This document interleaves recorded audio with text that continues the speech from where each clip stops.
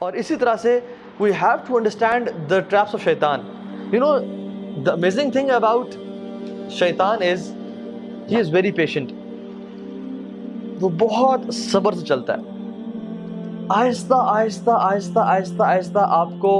لیتا جاتا ہے، حتیٰ کہ آپ وہ ایکشن ہم لوگ کر دیتے ہیں۔ شروع میں نہیں کہے گا کہ کسی کے پاس شیطان رکھے، نہیں کہے کہ بات سنو نماز نہ پڑھو، بات سنو زنا کرو، کبھی نہیں کہے گا۔ کیا بولے گا کہ ٹھیک ہے نماز پڑھ لو، اچھی بات ہے، بہت لازمی پڑھنی ہے، نماز نہیں چھوڑ سکتے ہو، لیکن ابھی تو 3 گھنٹے پڑھے نماز کی قضا ہونے میں، ابھی تو تم یہ گیم کھیل لو یا اس دوست سے فون میں بات کر لو، وہ جو تمہارا کام ہے پریزنٹیشن بنانی ہے وہ کر لو، بعد میں پڑھ لینا، ٹائم ہے ابھی۔ اور آپ کام کرنا شروع کرتے ہیں اور گھنٹے بعد آپ کو یاد آتا ہے کہ نماز رہتی ہے، پھر آتا ہے کہ نماز پڑھو گے تم، چھوڑنے کا تو سوال نہیں پیدا ہوتا، لیکن پہلے یہ کام کر لو، پہلے اس دوست سے کال کر لو، یا پہلے یہ چیز کر لو، تمہارا ہوم ورک رہتا ہے یا تمہارا یہ پروجیکٹ رہتا ہے، اس پہ تھوڑا کام کر لو، اور آرام سے فری ہو کے دل کی تسلی کے ساتھ فوکس ہو کے نماز پڑھنا۔ تو آپ کو اس نے کیا کہا کہ پرائورٹی تمہاری یہ ہے، جب فری ہو جاؤ گے پھر نماز پڑھ لینا،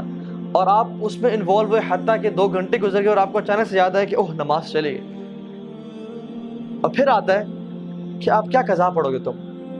اور اب عصر کی نماز کا ٹائم ہو گیا ہے، تم نے فجر بھی چھوڑ دی، ظہر بھی چھوڑ دی، اب تم عصر کے سامنے اللہ کے سامنے کھڑے ہو گئے، اب کل سے 5 وقت کی نماز پڑھنی ہے، اور پھر آپ کہتے ہیں ہاں میں کل سے 5 وقت کی نماز پڑھوں گا، اور یہ کل کبھی نہیں آتا، حتیٰ کہ انسان کورٹ میں چلا جاتا ہے۔ یہ میں اپنا پرسنل ایکسپیرینس بتا رہا ہوں آپ کو۔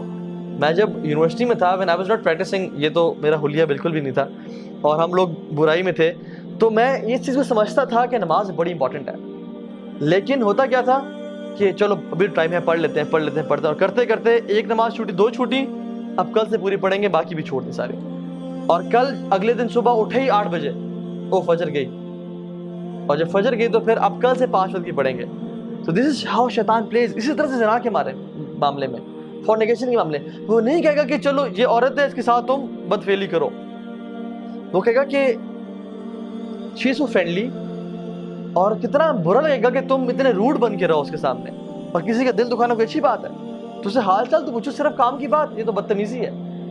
اور وہ کرتے کرتے آپ کام کی بات پوچھیں گے، باتیں کرتے کرتے فیلنگز ڈیولپ ہونا شروع ہو جائیں گی، اور آپ کے ذہن میں بہت سارے خیالات اس کو حسین کر کے، حدیث میں کیا آتا ہے، اللہ اکبر، اللہ کے نے فرمایا کہ شیطان نامحرم کو تمہارے ذہنوں میں حسین کر کے پیش کرتا ہے، وہ اتنی خوبصورت ہوتی نہیں ہے جتنی وہ خوبصورت کر کے تمہارے سامنے پیش کرتا ہے، حتیٰ کہ انسان فینٹیسائز کر رہا ہوتا ہے کہ یار سبحان اللہ کیا بہترین نیچر ہے اس کی، کیا خوبصورت ہے یہ، کیا اچھی عورت ہے یہ، اتنی ہوتی نہیں ہے، تو شیطان اس کے بارے میں وہ کر رہا ہوتا ہے، حتیٰ کہ آپ کے دل میں اس کے لیے پیار محبت ڈیولپ ہو جاتا ہے، and you die to meet her. اور جب آپ میٹنگ کرنے جاتے ہیں تو آپ کو نہیں کہتے، تم نے تو یہ چیز ذہن میں نہیں ہوتی کہ تم نے اس کے ساتھ برا گناہ کرنا ہے، بس ہوتا ہے کہ we'll just meet, I'll just see her, I'll maybe propose her or something، لیکن what happens is ہمارے پاس کاؤنسلنگ میں لڑکے آتے ہیں اور کہتے ہیں کہ ہاں بھائی ہمارا ارادہ بھی نہیں تھا، لیکن حالات ایسے بنتے چلے گئے کہ ہم سے یہ گناہ ہو گیا، اور اب کیا کریں، کیا اللہ معاف کرے گا؟ اور پھر آتا ہے اور کہتا ہے کہ اب تم نے اتنا بڑا گناہ کر لیا، اب تم اسے چھوڑ دو گے، یا تمہیں اللہ تعالیٰ معافی نہیں کرے گا، تم کس طرح رب کے سامنے معافی مانگو گے؟ تم نے تو یہ پرومس کیا تھا کہ میں یہ گناہ نہیں کروں گا۔ تو اللہ سے بھی نا امید کرتا ہے۔ آدم علیہ السلام سے اس نے یہ گناہ کروایا نا، لیکن توبہ کروانا، کیونکہ فرسٹ ایکسپیرینس تھا اس کا آدم کے ساتھ علیہ السلام، توبہ کروانا جو ہے نا اسے نا امید نہیں کر سکا۔ آدم علیہ السلام نے کیا کیا، ربنا ظلمنا انفسنا وان لم تغفر لنا وترحمنا لنکونن من الخاسرین۔ تو اس نے ارادہ کیا کہ آج کے بعد میں ان کو گناہ بھی کرواؤں گا، اور کہوں گا کہ تم اس منہ سے توبہ کرو گے، 100 چوہے کھا کے بلی حج کو چلی۔ یہ جو باتیں ہیں نا کہ اللہ سے نا امید کر دینا، this is how شیطان plays۔ تو we have to understand کہ ہم نے شیطان کو ٹیکل کہاں پہ کرنا ہے۔ the first thought comes to our mind، اس کو وہیں پہ روکنا ہے۔